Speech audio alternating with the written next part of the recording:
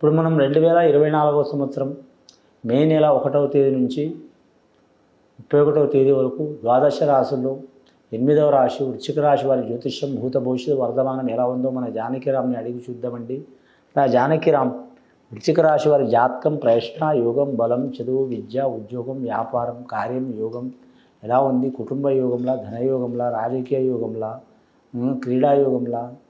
క్రీడాయోగంలా అనుకున్న పనుల చేసే పనుల ధన విషయంలో రుణ విషయంలో రణ విషయంలో ఆరోగ్య విషయంలో ఎలా ఉందో చూడు జానకిరామ్ తీ.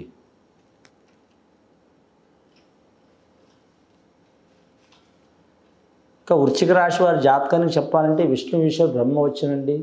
సకల దేవతల వరబలంతో పుట్టిన దేవుడు వాయుబంధనుడు ఆంజనేయ స్వామి వచ్చిండు. అలాగే రాఘవేంద్ర స్వామి వచ్చిండు. మంత్రాలయం రాఘవేంద్ర స్వామి వచ్చిండు. వృశ్చిక రాశి జాతకం చూడాలంటే మాత్రం వారి పేరు మీద మాత్రం సకల శుభాలు కూడా ఉన్నాయి, అశుభాలు కూడా ఉన్నాయండి వారి పేరు మీద. ఈ నెల వారికి జాతకంలో చూడాలంటే మాత్రం ద్వితీయార్థం చాలా మంచిగా ఉంటుంది.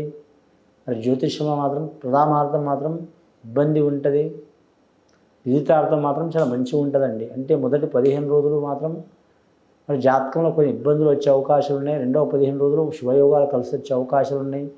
కళ్యాణ విషయంలో రుణ విషయంలో రణ విషయంలో జాగ్రత్తగా ఉండాలండి.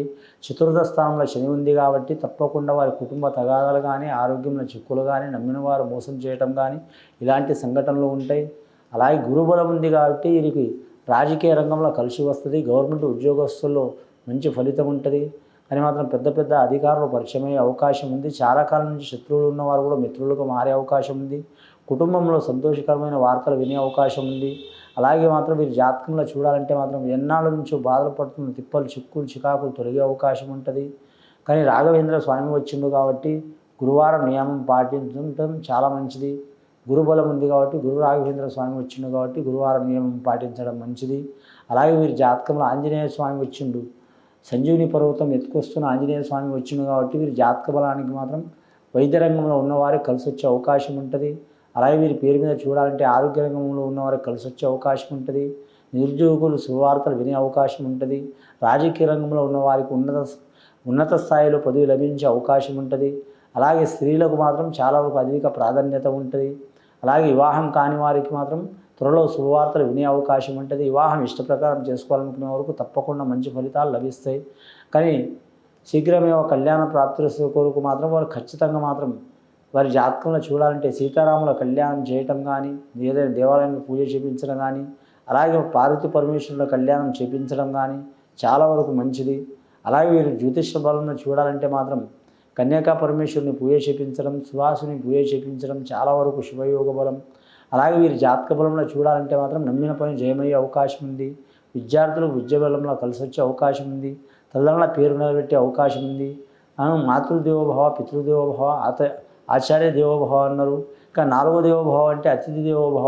అతిథులు కూడా మాత్రం మీరు సహకారం చేస్తే చాలా మంచిది. వారు శత్రువులు వచ్చినా మిత్రులు వచ్చినా అయిన వారు వచ్చినా కాని వారు వచ్చినా తక్కువ వారు వచ్చినా ఎక్కువ వారు వచ్చినా ధనవంతులు వచ్చినా బీదవంతులు వచ్చినా అతిథి దేవోభవ 4వ ఫలం కాబట్టి వారికి అతిథి దేవోభవ వారికి సత్కారం చేయడం చాలా వరకు మంచిది. వారి జాతక బలానికి అనురాధ నక్షత్రం వారికి కొన్ని ఇబ్బందులు వచ్చే అవకాశం ఉన్నాయండి, జాగ్రత్తగా ఉండాలి. జ్యేష్ఠ నక్షత్రం వారికి మంచి ఫలితాలు కలిసి వచ్చే అవకాశాలు ఉన్నాయి. అన్నదమ్ముల సహకారం ఉంటుంది. అలాగే భార్యాభర్తలతో కొన్ని ఇబ్బందులు ఉంటాయి కాబట్టి మాత్రం భార్య మాట భర్త వినటం, భర్త మాట భార్య వినటం, ఇద్దరు మాట ఇద్దరు వినటం చాలా వరకు శ్రేయస్కరంగా ఉంటుందండి. ఎవరి మాట వారిదే ఎవరి గోల వారిదే అనుకుంటే ఇబ్బందులు పడే అవకాశాలు ఉంటాయి. ఎవరి మాట వారిదే ఉంటే మూడో వ్యక్తి వచ్చి ఆడవారు కావచ్చు మగవారు కావచ్చు ఎవరైనా కావచ్చు ఎవరో ఒకరు చిక్కులు చికాకులు పెట్టే అవకాశం ఉంటుంది. అది ఇంటి వారు కావచ్చు బయటి వారు కావచ్చు సంబంధం లేని వారు కూడా వచ్చి ఇబ్బందులు పెట్టే అవకాశం ఉంటుంది. చాలా జాగ్రత్తగా ఉండాలండి. అంశబలం భారీగా ఉన్నది వీరి జాతక బలానికి. అంటే అదృష్టయోగ బలం ఉన్నది. వీరి మీద ఉన్న చిక్కులు చికాకులు దారిద్ర్య బాధలు తొలగిపోయే అవకాశాలు ఉన్నాయి.